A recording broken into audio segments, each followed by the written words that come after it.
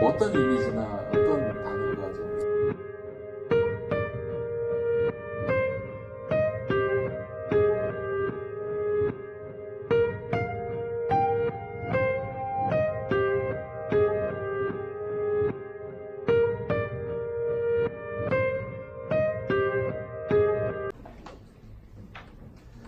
네, 반갑습니다. 제 이름은 양희송이고요. 청어람 ARMC라는 단체 대표로 있습니다. 지난번에도 한번 초청을 받아서 와서 같이 좀 이야기 나눌 기회가 있었는데요. 어, 다시 불러주셔서 감사를 드리고, 어, 제가 하나로 좀 맞춰놓고 시작하겠습니다.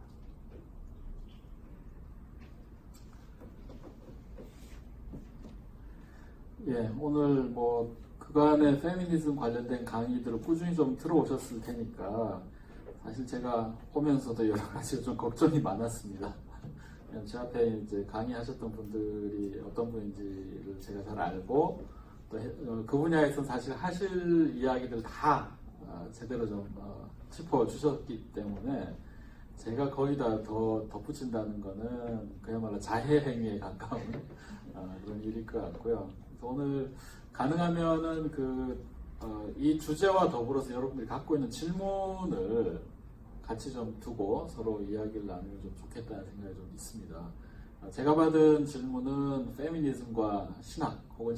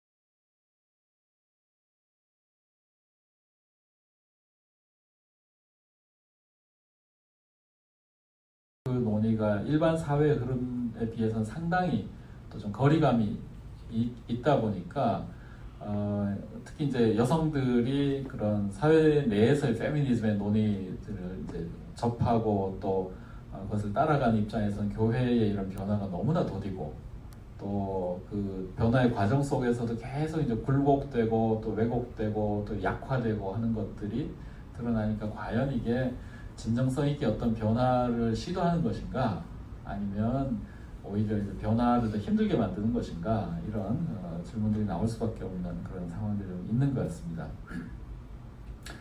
그 한국 교회 안에 뭐 기독교가 이제 잘 못하는 것도 참 많긴 하죠.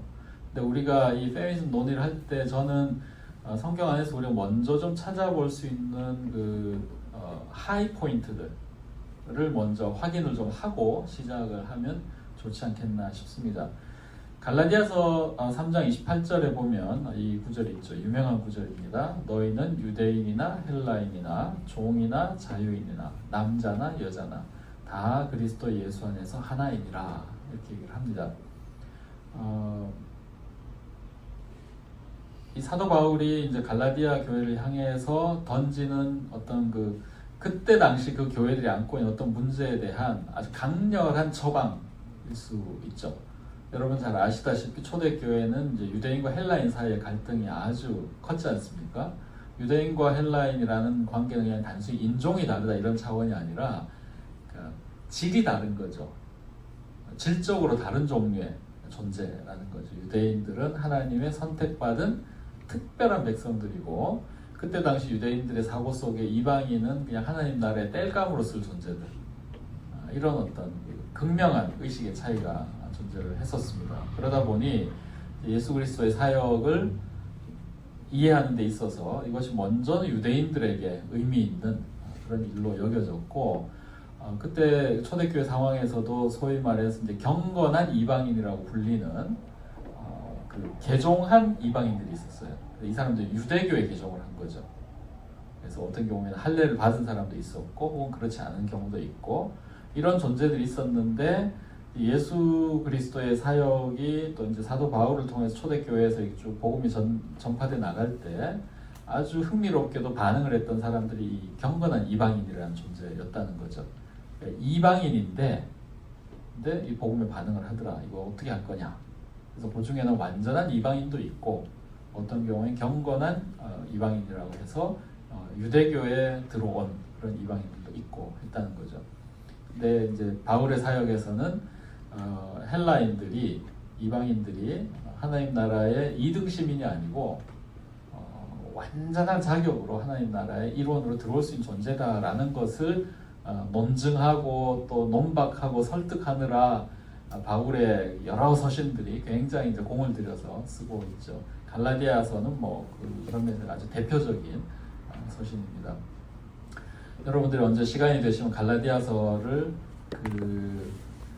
우리말 성경은 언제나 좀 순화되어 있어요.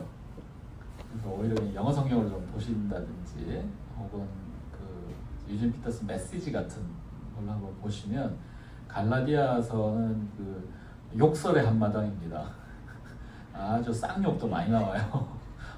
성경에 이런 욕이 있었나 싶겠지만 여러분들이 즐겨 쓰는 그런 종류의 욕들이 갈라디아서에 다 곳곳에 들어있습니다.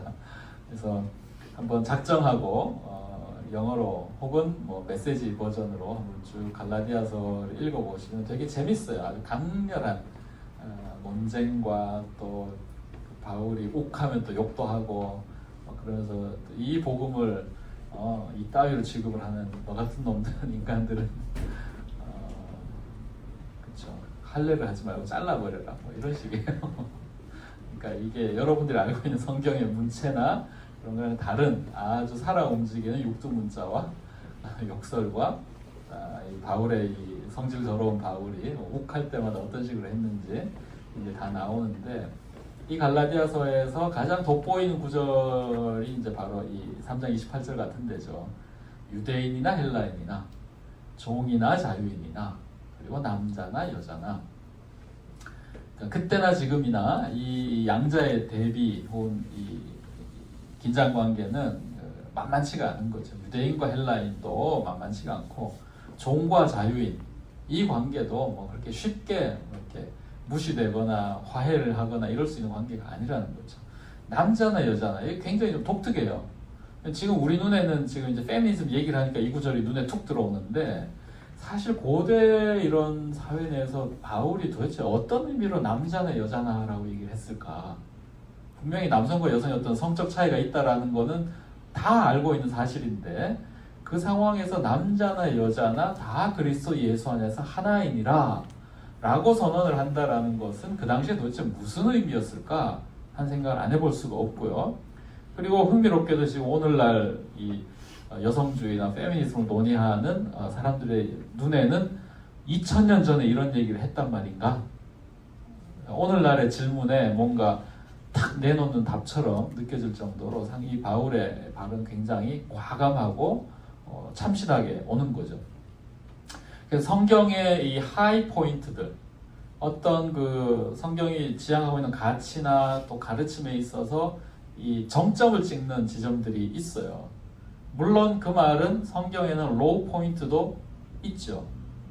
그냥 그때 당시에 사람들이 이 성경을 읽으면서 또 이해가 돼야 되니까 그 당시의 상황이라든지 당대의 뭐 도덕 기준이라든지 혹은 또 윤리적 혹은 문화적 관행이라든지 이런 것들도 성경에 다 들어가 있습니다.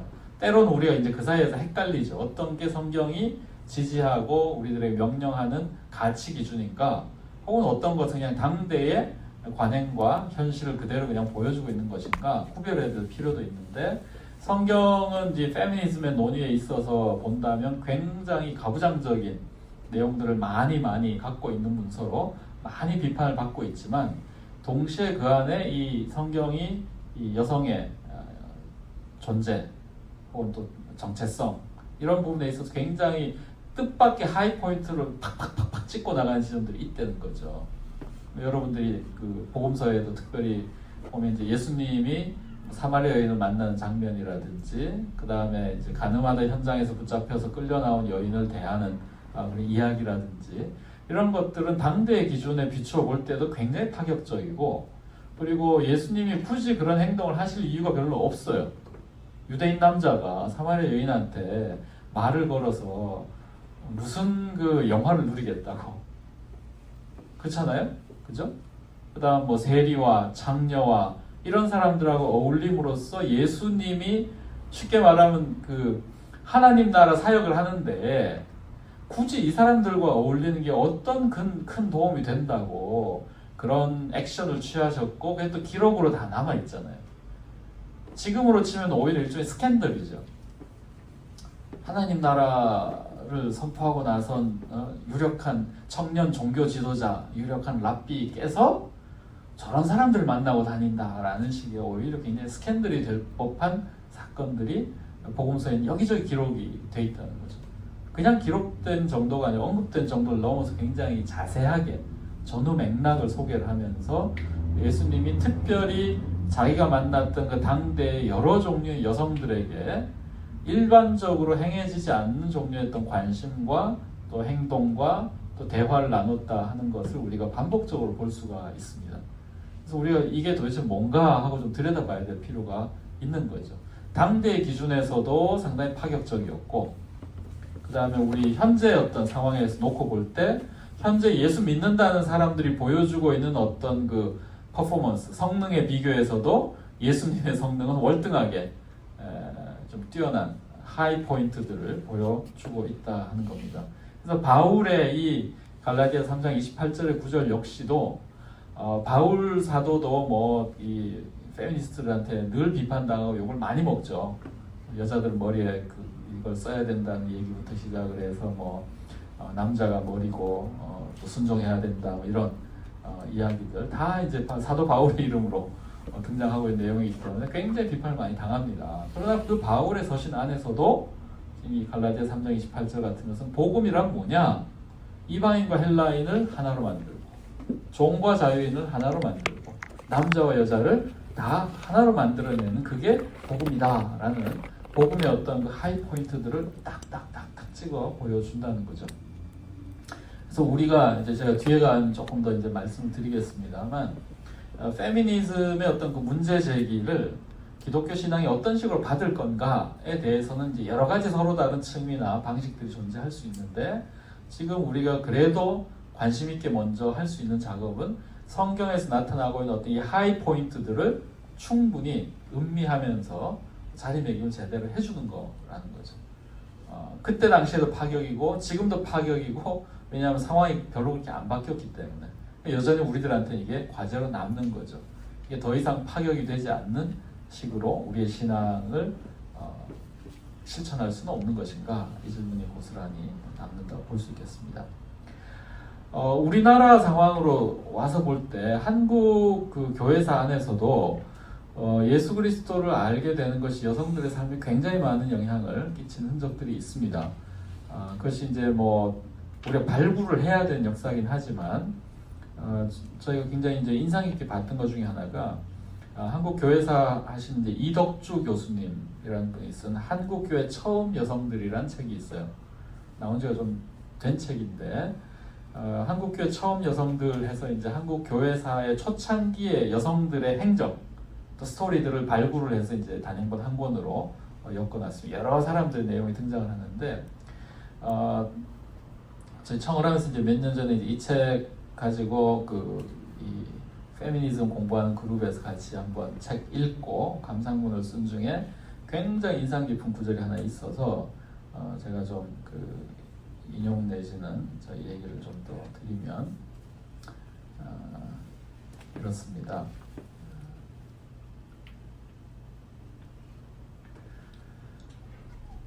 전삼덕이라는 분이 있었어요. 한국교회 초창기에. 양반집 부인이었는데, 이분은 이제 남편이 첩을 들이게 되면서 정신적인 소외감에 사로잡혀서 힘든 시간을 보내고 있었던 중에 예수교에 대한 소문을 듣게 됩니다. 그래서 이분이 직접 가마를 타고 평양으로 찾아가요. 평양으로 찾아가서 홀 선교사를 만납니다. 그리고 그 선교사를 통해서 기독교를 받아들이게 돼요. 그러면서 이제 남편과 또 시집 식구들의 아주 이 탄압이 심한 가운데서도 매주 평양에 남산현 교회에 참석을 하고, 또 스크랜턴 선교사에게 이제 세례를 받게 됩니다. 신앙교육을 받고. 당시는 이제 남녀 7세 부동석이라고 해서 남녀가 한 자리에 있는 것을 금기시했기 때문에 예배 드릴 때에도 이제 남녀가 갈라서 앉고, 또 특별히 이제 양반 부인에게 함부로 뭐 이렇게 손을 대거나 이럴 수 없었기 때문에 세례를 할 때 방 가운데에 휘장을 치고 구멍을 뚫어서 그 사이로 머리를 내밀고 물을 떨어뜨려서 세례를 줬대요. 그 정도로 이렇게 딱 이 남녀 차별을 아주 심하게 하던 시절인 거죠. 그래서 이 책을 쓴 이제 이덕주 교수는 이렇게 얘기를 합니다. 이 휘장사에 난 작은 구멍을 두고 기나긴 세월 동안 가부장적 사회 인습과 체제에 매여 있던 여성들의 해방을 선언하는 거대한 혁명의 돌파구다라고 굉장히 이렇게 높게 평가를 한 거죠. 그래서 이 전삼덕이라는 분은 이제 선교사를 도와서 전도 부인으로 열심히 복음을 전했고, 또 여러 교회와 학교를 세워서 학생들을 가르치는 역할을 하셨습니다. 그래서 이분의 전도를 받아서 교인이 된 사람이 대략 한 600명에 이르고, 그 중에는 교회와 사회 지도자로 성장한 사람도 많았다고 합니다. 물론 이제 양반집 부인이 서양 종교에 미쳤다라는 이제 조롱과 또 비난을 많이 들었지만 전혀 거기에 이제 개의치 않고 생활을 하면서 이런 큰 역할들을 한 거죠. 이 전삼덕 여사가 자신의 인생을 돌아보며 했던 고백이 있습니다. 뭐라고 되어 있냐면은, 나는 눈이 있어도 보지 못했고 귀가 있어도 듣지 못했으며 입이 있어도 말하지 못했다. 그러나 예수를 안 후로 나는 자주한 인간이 되었다. 이렇게 기록을 남겼다고 합니다. 조선 말, 또 이 사회적으로는 이제 개화 이런 과정들을 거쳐가지만 여전히 남녀 차별이라든지 아주 불합리한 구조가 팽배했던 사회 속에서 자기 자신을 돌아보면서 나는 눈이 있어도 보지 못했고 귀가 있어도 듣지 못했고 입이 있어도 말하지 못했다. 그러나 예수를 안 후로 나는 자주한 인간이 되었다. 저는 그 당시에 이 글을 읽으면서 막 울컥하더라고요. 예수를 안 후로 나는 자주한 인간이 되었다 라는 고백을 남길 수 있게 해준 그 신앙은 과연 어떤 신앙인가 하는 생각을 좀 해보게 됩니다. 여러분들 잘 아시는 대로 한국 교회에 이 기독교 신앙이 특히 여성들에게 자존감을 부여하고 자기 정체성을 일깨워주고 또 스스로가 2등 인간이 아니라 충분히 교육받고 또 한 인간으로서의 자기의 삶을 개척해 나갈 수 있는 존재라는 사실을 일깨운 것은 다양한 경로로 우리가 확인할 수 있는 내용이고 또 교회 내에서 여성들이 교육도 받고 그죠? 새로운 문화나 또 어떤 삶의 가치를 고양시키는 그런 기회를 굉장히 많이 확보하게 된 게 사실입니다.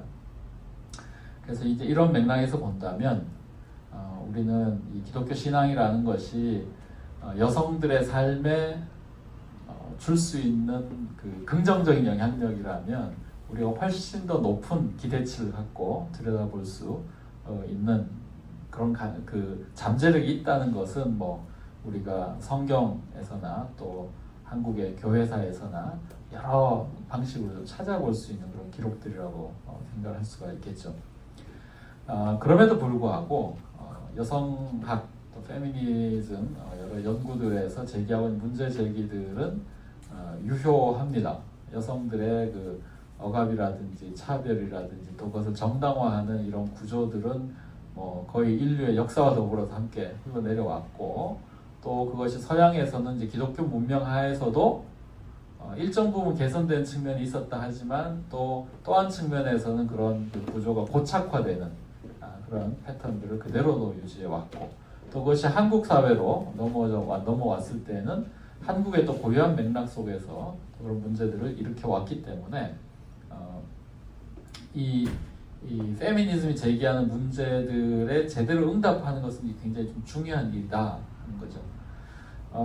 제가 이번 이 강의 앞두고 좀 이것저것 들여다보면서 사실 좀 제일 많이 좀 참고를 했던 책은 강남순 교수님이 쓴 페미니즘 관련된 몇 권의 책입니다. 페미니즘과 기독교라는 책도 있고요. 또 젠더와 종교라는 책도 있고 또 하나가 더 있는데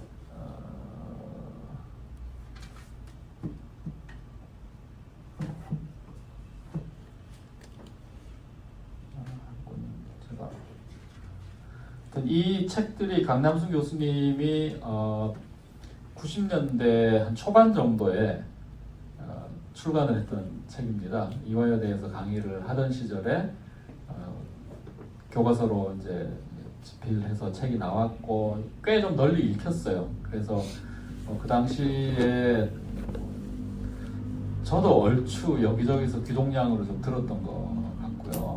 그래서 지금에 비하면 뭐 꽤 긴 시간 차를 두고 있지만 어떤 면에서는 이제 한국 사회의 이제 페미니즘의 다양한 어떤 논의들을 접하는 데 있어서는 상당히 이제 좋은 통로가 됐던 책인데 이제 최근 좀 개정판이 나오면서 새롭게 다 개정해서 지금 책들이 나와 있어서 혹시 좀 여러분 관심이 있으면 보시면 되게 도움이 될 거라고 생각을 합니다. 한국에서 이 페미니즘 논의가 한 20-30년 사이에 어떤 방식으로 좀 전개가 되어 왔고 또 업데이트된 부분들은 어떤 게 있는지 그리고 90년대 한 20년 이상 전 상황일 텐데 그럼에도 불구하고 사실 지금 아마 여러분들이 접하고 있는 상당히 많은 논의들의 가장 고전적인 또 정리들이 잘 되어 있는 책이라고 생각을 합니다. 여기 보시면 뭐 그때 당시 나왔던 이야기가 지금도 여전히 유효한 내용이 상당히 많고요. 지금 상황이 지금 페미니즘이 너무 좀 다양하게 스펙트럼이 확장돼 있어서 자기가 경험하고 있는 그 경험치에 따라서 페미니즘에 대한 이해나 또 문제의식이 굉장히 이제 편차가 큰 것 같아요. 그 당시에는 사실 읽을 수 있는 책이 그렇게 많지 않다 보니까 그 대표적 몇몇 권의 책을 통해서 소개된 이 논의에 대체로 어느 정도는 그 지식이나 이해 공유하는 그 그것들이 훨씬 좀 강했을 수 있는데 지금은 뭐 책도 어마어마하게 많이 나오고 또 페미니즘 운동도 굉장히 스펙트럼이 다양하게 되다 보니까 자기가 경험하고 있는 것을 통해서 나머지를 다 보게 되는 그러다 보니 이 전후 좌우 혹은 역사적 맥락이나 이런 거 좀 정리 없이 굉장히 좀 즉각적인 반응이라 이런 게 좀 있어서 저는 오히려 조금 더 시대를 거슬러 올라가서 한국 사회 한 20년, 30년 정도의 스케일을 놓고 쭉 들여다보면 잘 정리될 수 있는 대목들이 좀 많이 있는 것 같습니다. 그래서 좀 도움이 된다고 보는데요. 여기 보면은 이 페미니즘의 이 문제의식을 다룰 때 전형적으로 어떤 방식으로 이 문제의식을 좌초시키는가에 대해서 한 4가지 정도로 정리를 해주고 있어요. 첫 번째 방식은 이런 거죠. 어떤 문제 제기가 나왔을 때 그것은 사소하다. 트리비얼한 것으로. 영어로는 trivialization이라고 얘기를 하는데 그거는 부차적인 문제라는 거죠. 그 여성의 문제를 제기를 할 때 그거는 우리 이제 나라에 큰일이 많은데 그거는 좀 우선순위가 밀린다 라는 방식으로 점점점 뒤로 물리는 방식으로 논의가 되는 것을 볼 수가 있습니다.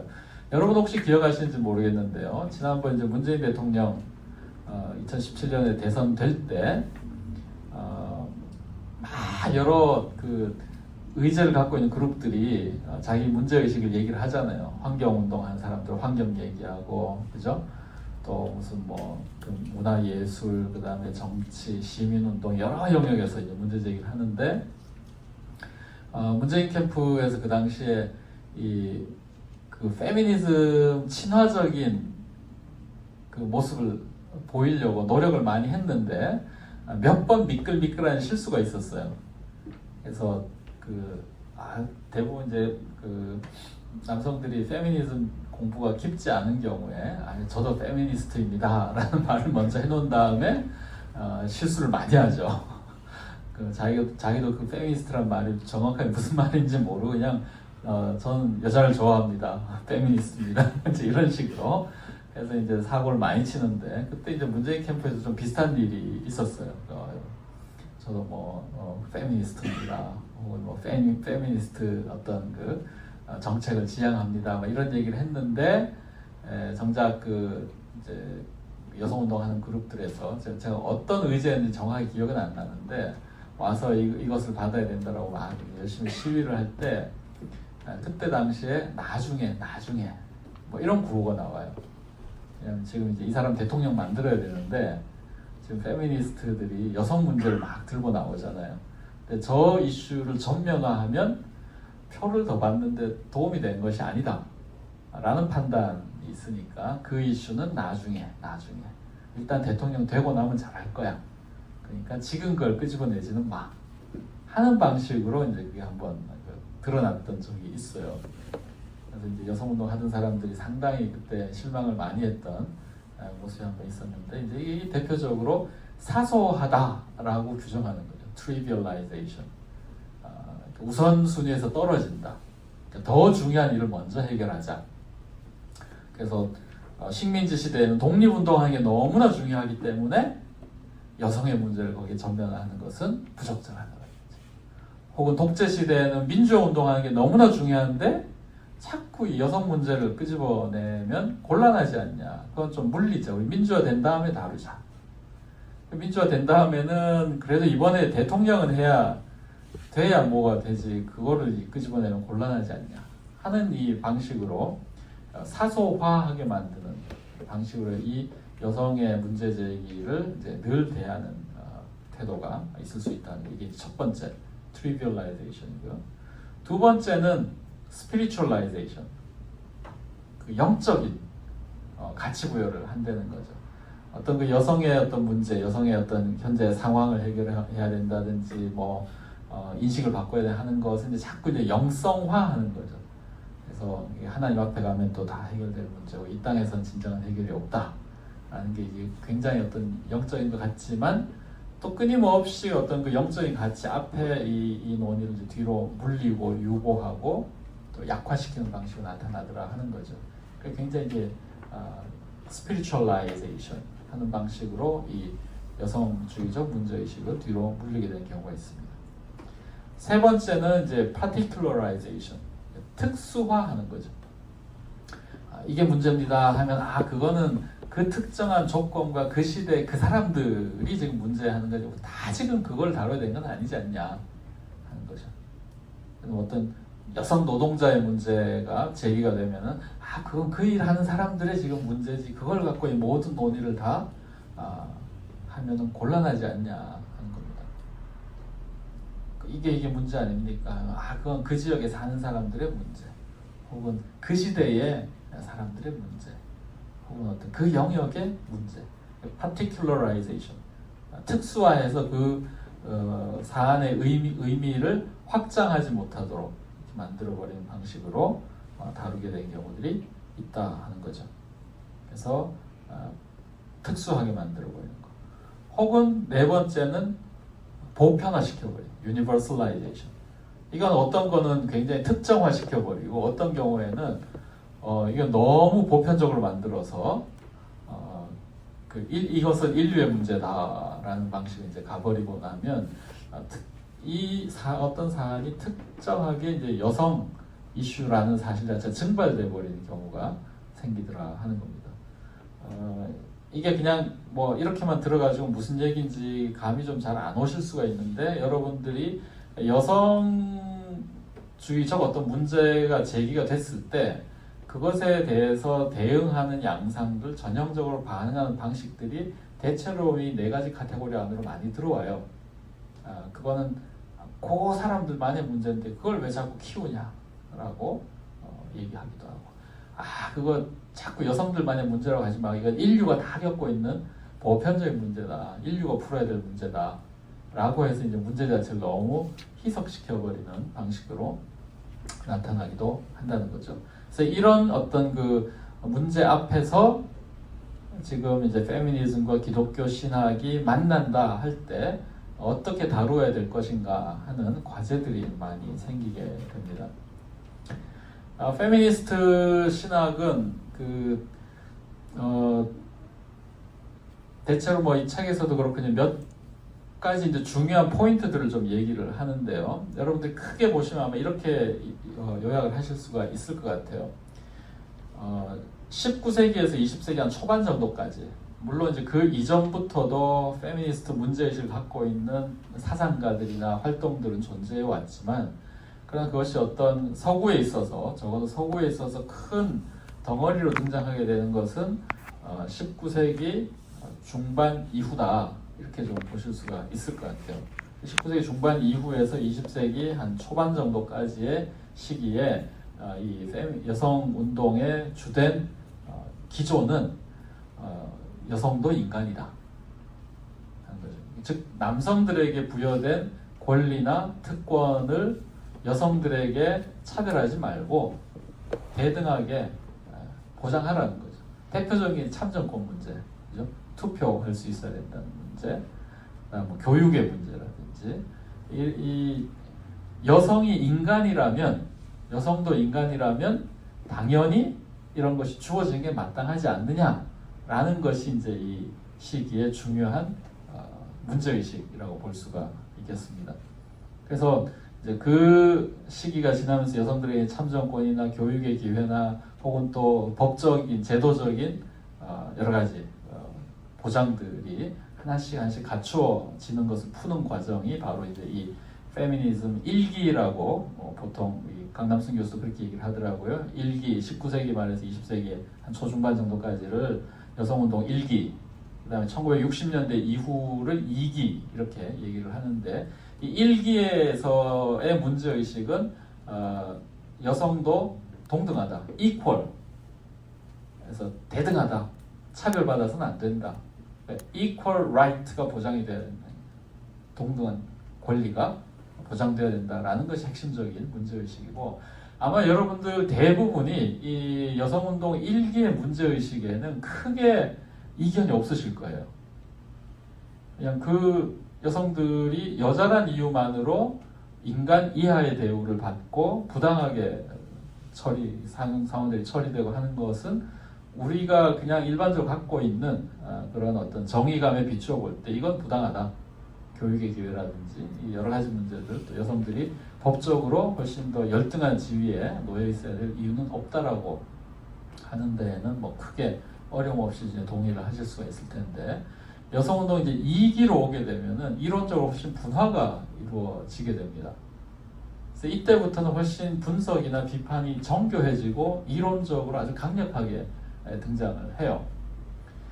페미니스트 신학이 전개되면서 나타났던 몇 번의 이제 좀 중요한 포인트들이 있는데, 하나가 이제 그 19세기 말에 캐디 스탠턴이라는 사람이 Women's Bible이라는 것을 편찬을 해내게 됩니다. 여러분 성경에 보면 이제 여성에 대해서 굉장히 그 불리하게 묘사된 구절들이 좀 있죠.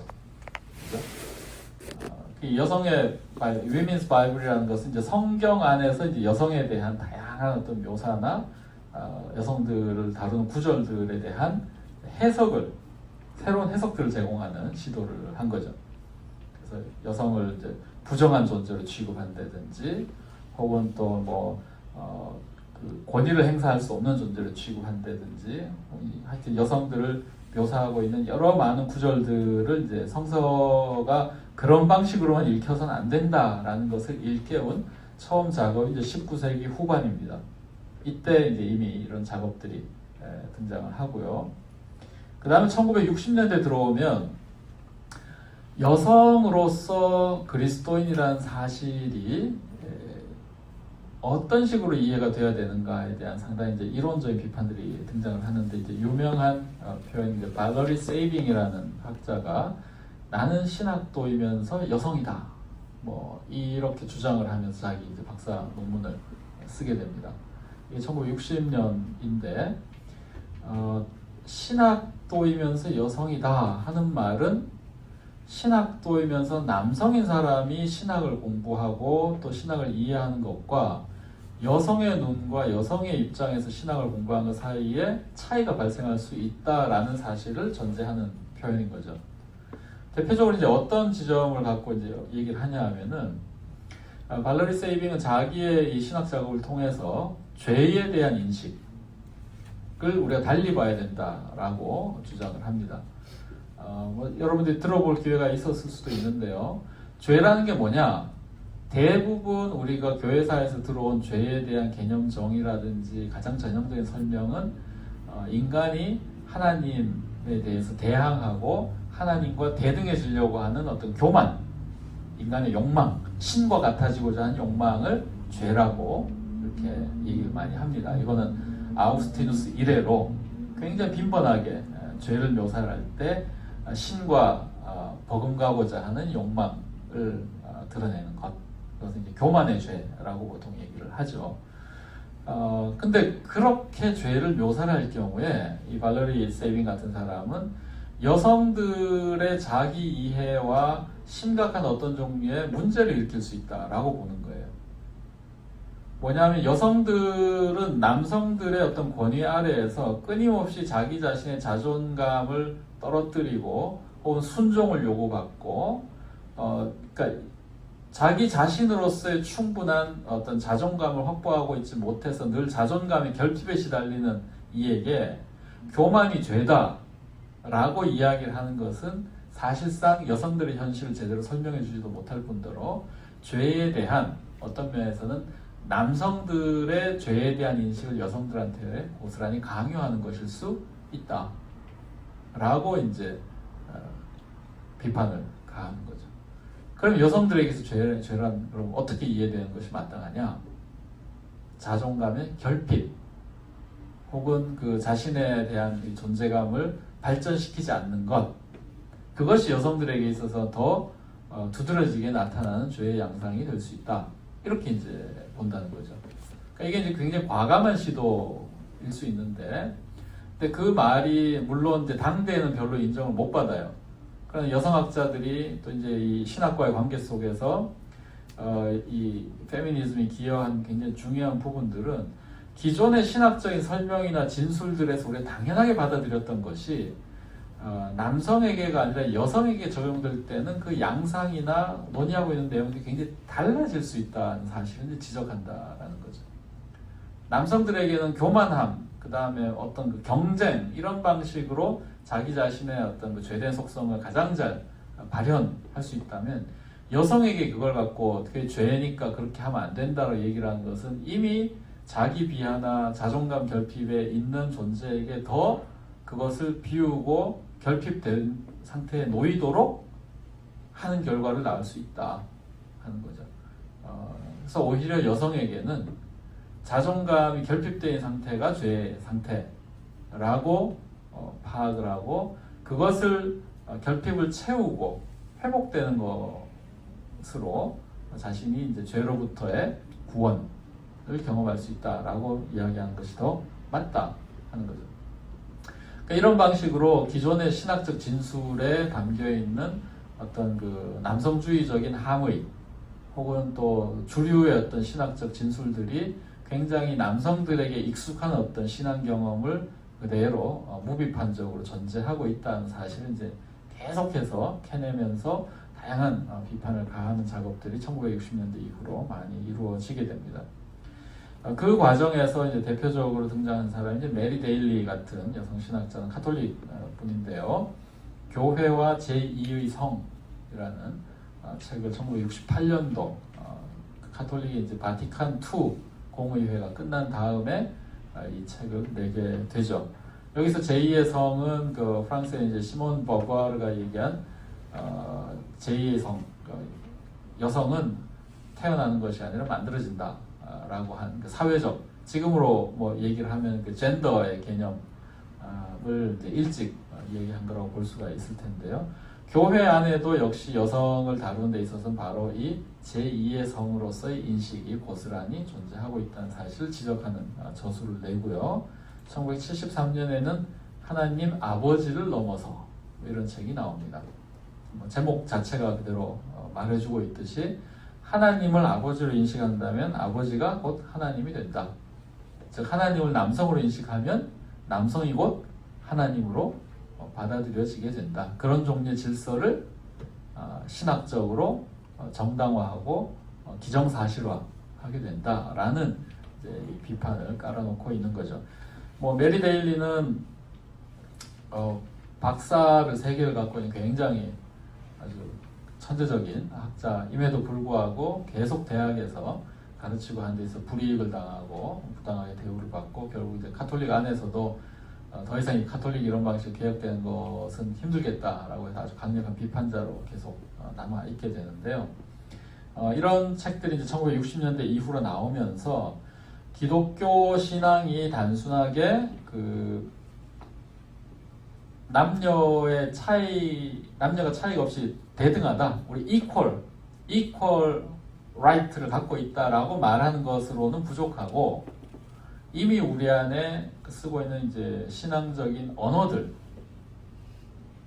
죄에 대한 개념이라든지 혹은 뭐 구원에 대한 이야기라든지 혹은 또 하나님을 아버지로 자연스럽게 고백하고 있는 이런 종교적 신앙적 언어들 안에 이미 어떤 종류의 전제되어 있는 체제 혹은 사고의 어떤 하나의 세계관 이런 것들 자체가 이제 전면적으로 재검토되어야 된다라는 문제제기가 이제 60년대부터 나오게 됩니다.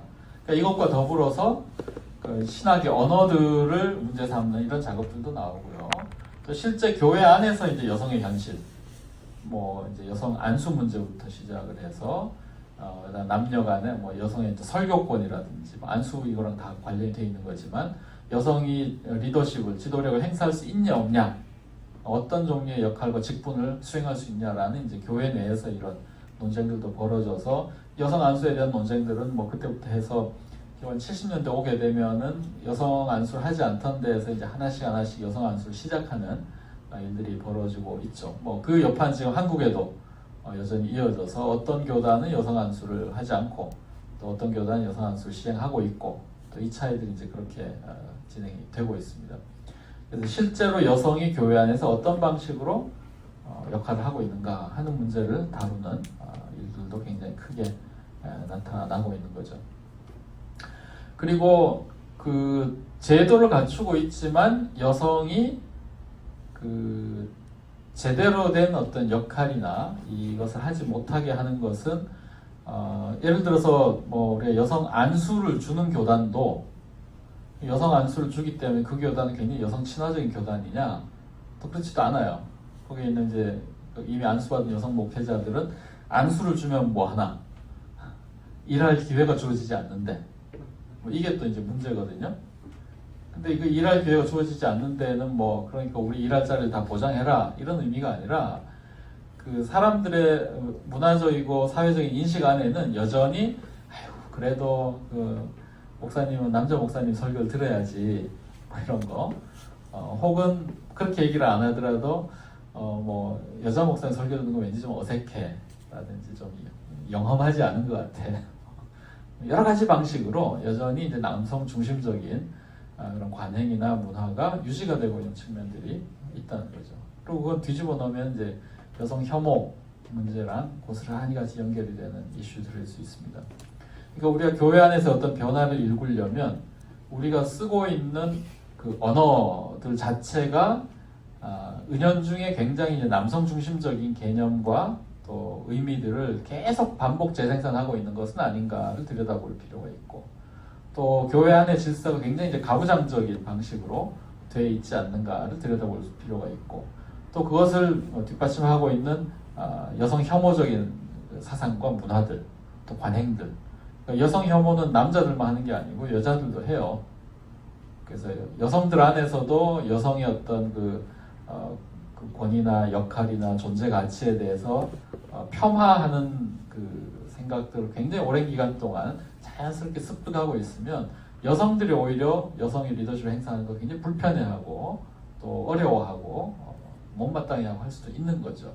그러니까 이거는 꼭 그 생물학적인 남성과 여성 사이에만 갈라지는 게 아니라 그런 어떤 종류의 그 생각들을 공유하고 있는 집단들 안에서는 사실은 남녀 차이 없이 여성 혐오나 또 여성에 대해서 배척하는 이런 태도들이 나타날 수가 있다 하는 겁니다. 그래서 이 페미니즘과 신학이 만났을 때 1차적으로 열심히 하는 작업은 바로 이런 기독교 내에 있는 어떤 그 여성주의적 문제의식에 부합하지 않는 현실에 대한 이제 비판이죠. 그래서 해체 작업이 우선적으로 이제 부각될 수밖에 없다.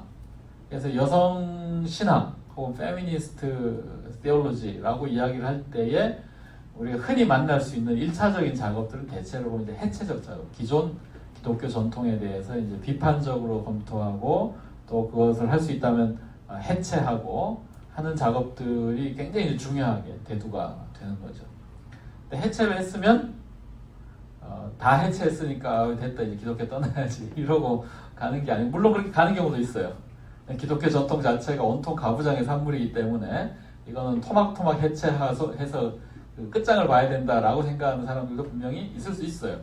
그래서 이분들은 그냥 해체하는 작업 이상 어떤 종류의 그 도의적 책임이나 또 필요를 느끼지 않은 경우도 분명히 있을 수 있죠. 충분히 성공적으로 비판했으면 그걸로 족하다 이럴 수도 있는데 여전히 이제 자기 자신을 기독교 신앙인으로서 혹은 기독교 신학자로서 생각을 한다면 그 해체의 결과가 비판적인 재구성으로 등장하기를 기대를 하겠죠. 그래서 그랬을 때는 과연 그러면 우리가 기독교 신앙 안에서 어떻게 우리가 평등주의적이고 또 해방적인 가르침들 혹은 또 그런 실천들을 끌어낼 수 있을까? 이쪽으로 이제 포커스가 옮겨가게 됩니다. 그래서 이런 분들은 성경 해석 안에서도 성경에 굉장히 이제 대표적인 그 여성 비하적인 구절들도 재검토를 하고 혹은 성경 안에 잊혀져 있었던 이야기들을 끄집어내는 발굴하는 작업들도 굉장히 열심히 합니다. 그래서 지금도 아마 여러분들이 좀 찾아본 그런 책들이 많은데 이제 성경에 이제 여성들을 재조명하는 그런 그 책들이 꽤 많이 나옵니다. 한국 저자들도 많이 쓰고 있고요. 주로 이제 설교로도 많이 다루어지죠. 성경에 아주 짧게 스치고 지나가거나 성경에 굉장히 부정적으로 묘사가 되고 있지만 우리가 거꾸로 들여다보면 굉장히 그로부터 이제 긍정적인 가치를 끌어낼 수 있는 그런 존재들이 여성들이 굉장히 많이 있어요. 그래서 성경에서 여성이 다루어지고 있는 그리고 그렇게 등장하는 인물들을 재조명해 봄으로써 성경이 여성에게 억압적인 방식으로만 텍스트가 기록된 게 아니라 그 안에서 우리가 굉장히 역동적인 방식으로 여성들에 대한 이해를 끌어낼 수 있다라는 이제 성경 해석의 작업들을 하고 있는 분들이 있고, 물론 이제 성경의 인물들뿐만 아니라 역사 인물들도 재조명되고 재발굴한 작업들을 많이 합니다. 그래서 아까 한국교회 처음 여성들 뭐 이런 책들처럼 분명히 한국교회 초창기에는 그 전도 부인이라고 불렸던 이런 분들의 역할이 어마어마했어요. 어떤 도시에 들어가면 그 전도 부인들 없이는 왜냐면 여성들한테 접근이 안 되니까 선교사들이. 그러니까 언제나 조선인 전도 부인들이 그 역할들을 다 했는데 이 스토리가 별로 안 남아 있고 다 남자 목사들 장로들 이야기만 한국 교회에서 이제 주로 돼 있는데 우리가 제대로 교회에서 쓴 건가 다시 되들어가서 들여다보니 그 안에 발굴되지 않은 채로 묻혀 있었던 그 여성 사역자들, 전도사도 있고 전도 부인도 있고 굉장히 많더라는 거죠. 그리고 아까 우리가 봤던 것처럼 나는 예수를 안 후에 자주한 사람이 되었습니다. 라는 이런 종류의 고백은 사실 굉장히 뭉클한 그런 간증들인데 이런 것들이 이제 하나씩 다시 끌어져 나오게 되는 거죠. 그리고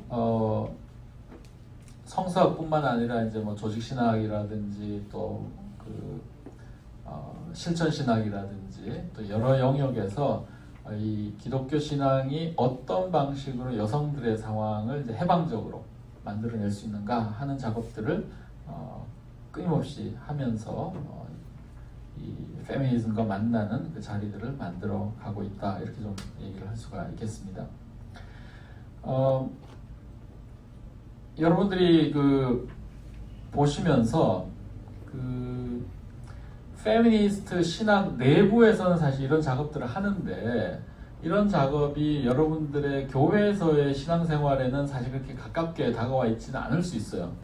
그리고 어떤 맥락에서 접하냐에 따라서 굉장히 좀 난감할 수도 있고요.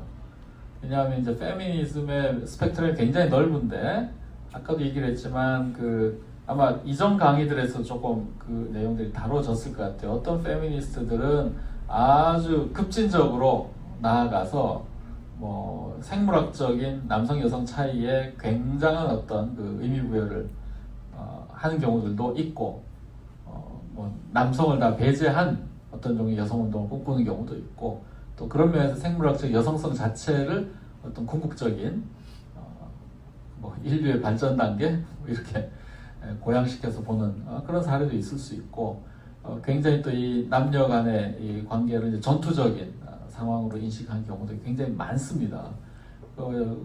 심지어 그러다 보니까 이제 기독교라는 신앙 전통도 이것을 이 페미니즘적으로 접근을 하다 보면 어떤 경우에는 이제 성경의 내용을 존중하면서 해석적인 어떤 차원에서의 새로움을 추구하는 경우들도 있지만, 어떤 경우에는 성경의 텍스트나 혹은 또 신학의 개념 자체를 굉장히 강력하게 이제 크리틱을 하는 경우도 있거든요. 하나님 아버지냐, 하나님 어머니냐, 혹은 뭐냐, 뭐 이런 논의들을 이제 전개해 나갈 때 이제 전통적인 신앙 고백에 익숙한 분들한테 굉장히 이제 난감한 거죠. 우리나라도 사도신경을 최근 버전으로 바꾸는 와중에 하나님 아버지라는 표현을 가능하면 줄이고 없애자라는 이제 문제제기가 있었어요. 근데 결국 나온 버전은 아버지 표현이 훨씬 더 많이 들어가는 거죠. 원래 그 사도신경의 표현에는 다 그 인칭 대명사로 처리됐던 걸 전부 다 아버지의 이름을 거룩하게 하옵시며 뭐 아버지의 나라가 임하게 하옵시며 하면서 오히려 아버지라는 표현이 더 많이 들어갔는데, 이게 단순히 뭐 신앙 고백에서 아버지가 너무 많으니까 아버지를 빼야 된다든지 뭐 이런 차원이 아니라 굉장히 여러 종류의 신학적 토론이 필요한 부분들이에요. 근데 이제 그 한쪽에서는 계속 문제 제기를 하는데 받는 쪽에서는 굉장히 이제 난감하고 제대로 이제 충분하게 이 논의가 이해가 되지 않은 상황에서는 이게 아주 그 파괴적인 어떤 문제 제기로 느껴질 수가 있는 거죠. 그리고 그래서 또 페미니스트들의 문제 제기가 너무 전형적으로 여겨지기도 하고, 저 사람들은 맨날 저런 소리만 하는 사람들처럼 되는데, 사실 거기 걸려있는 이슈들은 그거보다 훨씬 좀 깊을 수 있는데, 아직 우리 사회 혹은 또 한국 교회의 현실이 이런 정도의 논의를 좀 이렇게 편하게 꺼내놓고 그 이쪽 저쪽을 따져가면서 전개가 되고 있지는 않은 상황인 것 같아서 그걸 뭐 지금 받겠다고 할 상황도 아니지만, 그러나 또 그것을 무턱대고 다 쳐내는 것으로 무슨 신앙의 정통성을 수호한다고 생각하는 또 굉장히 좀 우스운 상황일 수 있고, 이 논의는 조금 더 진도가 더 나가야 될 필요가 있는 것 같습니다. 그리고 어떤 경우에는 페미니스트 논의에서는 이제 기독교 자체를 굉장히 이제 가부장적 종교의 화신처럼 이렇게 여길 때는 기독교를 비판하고 극복하는 것이 곧 페미니즘적 문제의식에 있어서의 어떤 성취로 간주한 경우도 있거든요. 여러분 그 세계사에서 이제 프랑스 혁명 같은 경우가 이제 근대로 들어온 데서 굉장히 중요한 역사적인 계기잖아요. 르네상스도 있고 종교개혁도 있고 여러 시기가 있지만, 프랑스 혁명이 굉장히 중요한 어떤 터닝 포인트가 되는데, 그 구도가 여러분 아시다시피 프랑스는 굉장히 강력한 카톨릭 국가입니다. 물론 개신교 전통도 있지만 여전히 카톨릭이 좀 강한 국가이고, 그리고 그 카톨릭 성직자들이 굉장히 사회 그 상류층에 다 포진을 하고 있죠. 그래서 그 프랑스 혁명이 일어나기 전에는 이제 법복 귀족이라 그래서 소위 이제 그 법의 그 법관들이 입는 그런 옷을 입고 있는, 그러니까 사회 상류층을 이루고 있는 왕족이나 뭐 이런 귀족들 말고 이제 법관들, 종교인들 이런 사람들 역시도 사회 상류층을 다 구성하는 그야말로 우리가 저항해야 될 기득권 세력으로 간주를 하면서 프랑스 혁명이 전개가 되지 않습니까? 그러다 보니 그 시기에 이 혁명을 하는 사람들은 이 기독교라는 것은 이 타도해야 될 대상에 아주 전형적인 걸 다 갖추고 있는 거죠. 왕족과 귀족과 그다음에 법관들과 종교인들이 다 또 종교적으로도 하나 한 덩어리를 이루고 있으니까, 이 종교가 어떤 민중들의 삶에 그 신경을 쓰기보다는 기득권 세력을 옹호하는 데 앞장서고 있으니, 우리의 혁명은 이들을 전면적으로 다 거부하는 것이다. 그러면 그들이 제일 소중하게 생각하는 가치를 공유할 수밖에 없잖아요. 그 당시에는 당연히 그것은 이제 기독교라는 종교일 수밖에 없고, 혁명의 가치는 이제 비종교적 혹은 종교 비판적 방식으로 전개될 수밖에 없다 하는 거죠. 서양에서 어떤 기득권에 대한 비판은 언제나 종교 비판을 수반하게 돼 있고, 또 서양에서 종교 비판이라는 것은 곧 기독교 비판과 다르지 않은 방식으로 전개가 됩니다. 그래서 서양 역사 혹은 또 서양의 어떤 그 사상이나 이런 역사에서 보면 새로운 종류의 사상들은 언제나 종교에 대한 아주 강력한 비판을 그 안에 품고 있어요.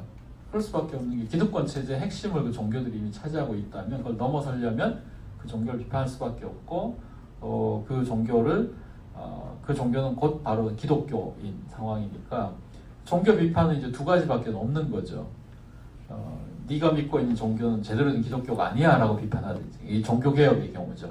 루터처럼 그 가톨릭 세계를 향해서 당신들이 믿고 있는 거는 진짜 기독교가 아니야 라고 비판을 하는 거예요. 그럼 내가 얘기하고 있는 이게 진짜 기독교야 라고 들고 나오는 거죠. 그죠? 이게 이제 하나의 방식이 될 수 있고, 또 다른 방식은 뭐겠어요? 종교라는 것은 다 필요 없어. 종교 자체를 부정해버리는 무신론의 입장을 또 취하는 게 가능해요. 이게 이제 프랑스 혁명의 한 어떤 태도라고 볼 수가 있는 거죠. 프랑스 혁명이 근대 사회를 여는 데 있어서는 굉장히 큰 역할을 했지만, 그 당시 인근 국가들에서는 염려가 굉장히 있었습니다. 무신론 국가, 무신론 체제가 설립되는 게 아닌가라는 이런 두려움이 인근의 유럽의 기독교 국가들에서는 편만했던 거죠. 근데 그게 과연 종교에 대한, 기독교 신앙에 대한 우려였는가, 아니면 기득권 체제가 무너지는 것에 대한 우려였는가, 그걸 우리가 이제 가려서 봐야 될 필요가 있는 거죠. 마찬가지로 페미니즘 논의가 대체로 지금 이제 서구를 중심으로 펼쳐진다고 봤을 때, 서구 사회, 서구 문화를 지탱하고 있는 그 전반적인 이 핵심적인 가치관, 세계관이 기독교로부터 제공된다고 봤을 때, 그것이 한편으로는 여성들의 어떤 존재를 고양시킨 측면도 있지만 또 당연히 억압하는 체제로도 기능하는 부분들이 있단 말이죠. 페미니스트 가운데서 당연히 두 가지 방식으로 입장들이 나타나게 될 거예요. 당신들이 하고 있는 것, 여성에 대한 억압은 기독교의 본래 가르침하고 어긋나는 거야 라고 대들고 비판할 수도 있고, 이거 전부 다를, 이거는 쓸데없는 여성들의 현실을 전혀 개선하지 못하는 억압적 체제야 라고 꼽혀치는 게 또 한 방식인 거죠. 그랬을 때 이런 방식의 페미니스트들은 자신들의 이 작업을 어떤 종류의 사상적 기반 위에서 할 것인가, 무신론적 기반을 선택할 수도 있고요. 또 어떤 페미니스트들은 소위 말해서 고대 이제 여신 종교, 신을 여성으로 간주하고 있거나 사제, 여성 사제들을 역할이 두드러지는 어떤 그 전통이 오히려 더 여성 해방적이다, 이렇게 해서 끌고 오면 그걸 가지고 기독교 신앙이나 전통이 갖고 있는 여성 친화적이지 않은 것들을 공격하는 하나의 어떤 자원으로 삼을 수가 있다는 거죠. 그러니까 이런 양상은 이제 기독교인 입장에서 굉장히 불편하죠.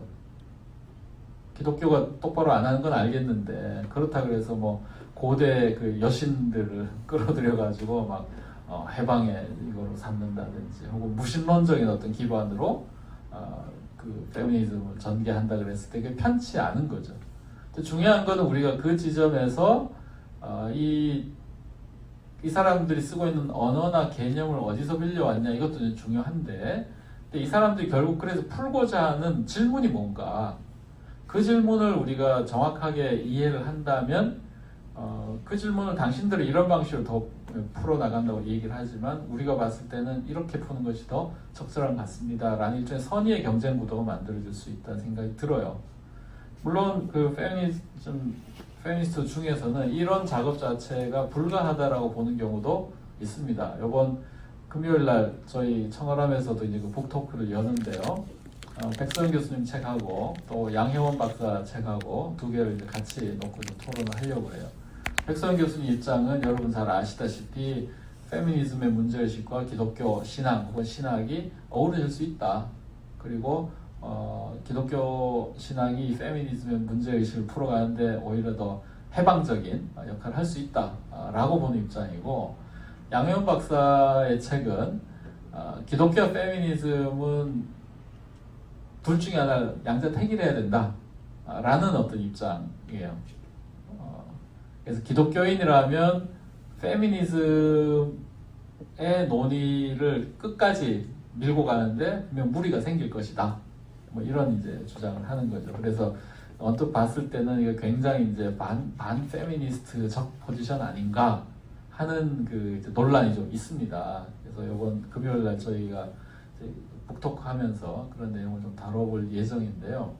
뭐 어쨌든 논쟁은 싸움 구경은 재밌으니까 그러니까 열심히 싸움을 하다 보면 이게 논점이 뭔지 또 서로 무슨 얘기를 하는지는 조금 더 부각이 될 수가 있고 이해 자체가 더 넓어질 수 있으니까 저는 뭐 나쁜 일은 아니다라고 생각을 합니다만, 어쨌거나 이제 그런 어떤 스탠스의 차이들이 존재를 해요. 신학과 페미니즘을 만나게 하는 데 있어서의 가능성. 근데 뭐 너무 우리가 예단을 할 수는 없지만 일단 뭐 저나 혹은 또 지금 청어람이 좀 시도하는 것은 한국 교회의 현실이나 문화 자체는 페미니즘의 이 논의를 소화하는 데 상당히 좀 버거워하는 것 같습니다. 그냥 그동안 이루어졌던 교회 내에서의 어떤 신학적인 가르침이라든지 또 교회에 있어서 관행이나 문화는 뭐 쉽게 말하면 굉장히 가부장적인 경우가 많고요. 그러니까 그건 성경적으로 정당화하기보다는 가부장제로 설명하면 훨씬 설명이 잘 돼요. 깔끔하게. 그래서 굳이 그런 거를 저는 성경적으로 자꾸 방어를 해가지고 승산이 없다라고 생각이 되는데, 이제 그게 데미지를 입으면 이제 뭐 리더십의 권위도 손상되고 여러 가지 해오던 것들도 정상적으로 작동이 안 되니까 그걸 자꾸 이제 디펜스 해야 된다고 느낀 경우가 많이 있는 것 같습니다. 그러나 저는 한국 교회에 사실은 성경적 가치라고 우기기보다는 그냥 가부장제로 형성된 것들은 그냥 그런 줄로 빨리 인정하고 벗어날 길을 찾아 나서는 것이 훨씬 더 낫지 않을까 그런 생각이 좀 들고, 그리고 뭐 페미니즘 진영에서 이제 무신론적인 어떤 주장이라든지 혹은 또 다른 어떤 그 종교 전통, 다른 종교 전통을 참고를 해도 우리가 충분히 합리적으로 설득되고 또 이해가 되고 하는 차원이란 모르는데 이제 어떤 그 여성성을 강조하다 보니 좀 과도하게 가서 이제 여신 숭배해야 된다, 뭐 이제 이렇게 가는 거는 일단 정서적으로 좀 거부감들을 쉽게 불러 일으키는 거죠. 그러다 보니 이제 그런 게 눈에 띄면 아, 페미니즘이 저런 건가 보다 해가지고 또 내부적으로는 더 방어 심리가 발동하게 되는 경우가 있는데 뭐 달리 방법은 없는 것 같아요. 페미니즘과 또 지난 한 3, 40년 이상 진행되어 온 논의를 잘 좀 습득을 하면 이게 뭐 하자는 얘기고 또 그걸 풀기 위해서 이 사람들은 이런 그 길을 선택을 했는데 우리는 그 길만 있는 게 아니고 다른 방식으로도 더 할 수 있지 않는가 하는 어떤 시도들이 가능할 것 같고 또 때로는 무신론자 페미니스트들한테 우리가 자극받고 배워야 될 것도 되게 많죠. 왜냐하면 이 여성들의 삶을 개선하는 데 있어서는 결국 성능을 갖고 경쟁을 해야 되는데 뭐 크리스찬들은 너무 이거 내부 토론하느라고 진 다 빼고 진도 안 나가고 그러니까 어느 세월에 이 논의로 결과까지 보겠냐, 지나치게 비효율적인 논의 구조를 갖고 있다. 그거는 분명히 우리가 비판받고 자극받아야 될 필요가 있는 거죠. 저는 그런 면에서 이제 성능 경쟁을 하는 게 제일 좋은 것 같아요.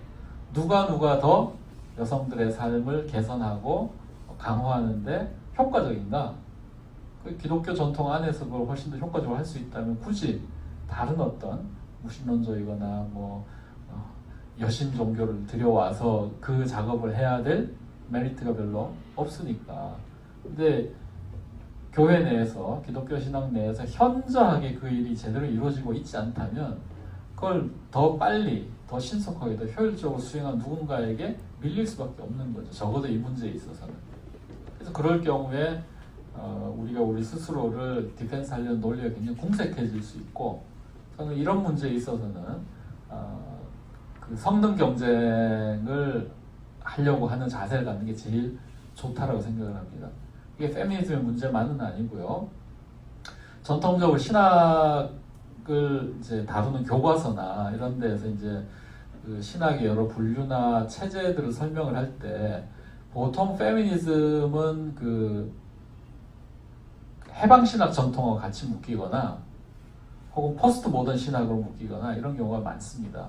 해방신학과 같이 묶이는 경우는 이제 라틴 아메리카의 해방신학이나 한국의 민중신학이나 또 다른 지역의 또 뭐 인도나 이런 데서 이제 억눌리고 가난하고 또 여러 가지 억압당하는 사람들에게 신학적 해석과 그 언어를 제공하고 또 그것을 극복하기 위한 투쟁의 동기부여를 해주는 그런 종류의 역할을 하는 신학들이 있는 거죠. 여성 신학도 마찬가지로 그런 어떤 역할을 할 수 있다, 또 하고 있다라고 보는 거죠. 근데 이것은 아주 압도적으로 현실을 바꾸어내고 현실의 어떤 변화를 일으키는 데 있어서 중요한 역할을 해야 되는 과제가 있는 신학들입니다. 해방신학이 그냥 학자들끼리의 이론적 논의에 머물 수는 없는 거죠. 정치사회적인 라틴 아메리카 사람들의 정치사회적인 현실을 개선하는데 얼마만큼 도움이 될 수 있느냐가 굉장히 중요한 잣대가 될 수 있고, 근데 이 해방신학이 처음 나왔을 때도 이제 신학적으로 어떤 그 해방적인 영역을 굉장히 강하게 얘기를 하다 보면 다른 영역들이 그걸 또 따라잡지 못하기 때문에 이제 비는 경우들이 있죠. 해방신학 같은 경우도 이건 뭐 거의 정치 이데올로기다 혹은 뭐 혁명론이다 뭐 이런 어떤 비판들이 나옵니다. 또 실제로 들여다보면 그럴 수도 있고, 근데 그것은 이제 그 과제를 수행하는데 급하니까 할 수 있는 것부터 먼저 하다 보니 그 신학으로서의 어떤 보편성이나 체계나 이런 것들을 갖추는 데 있어서는 충분치 않은 거죠. 다른 어떤 그 뭐 흑인 신학이라든지 여러 이런 그 어떤 현실로부터 솟아오른 신학들은 대체로 보면 비슷한 궤적을 밟아가요. 그것이 내걸고 있는 문제의식을 먼저 풀어야 되고 그것에 도움이 돼야 된다는 게 강하기 때문에 고전적으로 신학이 갖고 있었던 그 거대한 체계를 다 충족시키거나 하는 것은 한꺼번에 다 이루어지지 않습니다. 물론 이제 그걸 계속해서 해나가면 사후적으로 그런 것들이 채워지죠. 그래서 해방신학의 영역 같은 경우도 초창기에 비해서 점점 가면 해방신학 안에서도 영성신학이라든지 또 여러 가지 다른 영역들이 또 목회적인 차원 이런 것들이 같이 붙습니다. 달라붙습니다. 그래서 그 문제의식 자체가 훨씬 좀 풍성해지고 깊어지는 것을 볼 수가 있는데요. 여성신학은 그런 면에서 앞으로도 훨씬 더 깊어지거나 넓어질 가능성이 있다라고 볼 수 있기 때문에 지금 이 여성신학이 실제로 여성들의 삶을 개선하고 또 남성들로 하여금 자신들이 어떤 체제 안에 살아가고 있는지를 좀 자각하고 성찰하도록 하는 데에 기여를 얼마나 잘 할 수 있는가로 경쟁을 좀 할 필요가 있다. 그래서 다른 일반적인 사회운동으로서나 혹은 또 사회적인 어떤 이론으로서의 차원과 선의의 경쟁을 하면서 현실을 바꾸어 나가는 데 있어서 기여를 하고 결과물을 내놓을 수 있다면 기독교적 이 여성신앙 혹은 여성운동을 하는 것이 훨씬 더 정당화될 수 있을 텐데 지금 우리는 이제 기득권이나 가부장적인 체제를 옹호하는 데 있어서는 그건 계속 해왔으니까 너무 익숙하고 그걸 개선하는 작업은 엄두를 못 내고 너무 이게 시간이 늦어지고 있다면 당분간은 계속 그 좀 비판당하고 욕먹을 수밖에 없는 상황이라는 것을 알고 있는 게 필요하겠다는 거죠. 그래서 뭐 신앙을 우리가 그 방어해야 된다면서 여성주의나 이런 것들하고 대립구도를 만드는 것은 이 상황을 개선하는 데 별로 도움이 안 된다. 이렇게 볼 수가 있을 것 같습니다. 꽤 시간이 많이 지나가서 제 이야기는 이 정도에서 좀 마무리를 하고요. 오신 분들 좀 그 질문해 주시고 서로 같이 좀 이야기 나누면서 정리를 좀 하면 좋을 것 같습니다.